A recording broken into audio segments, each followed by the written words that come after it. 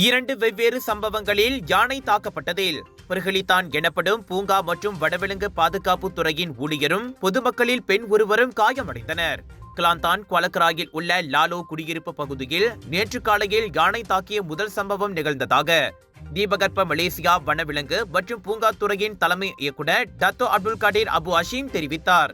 அதற்கு முன்னதாக கொலக்கராய் லாலோ தேசிய இடைநிலை பள்ளிக்கு பின்புற பகுதியில் யானை தாக்கிய சம்பவத்தில் அங்குள்ள குடியிருப்பு வாசியான பெண்மணி ஒருவர் காயமடைந்ததாக கொலக்கராய் மாவட்ட பிரகலித்தானுக்கு தகவல் கிடைத்ததாக அவர் கூறினார்.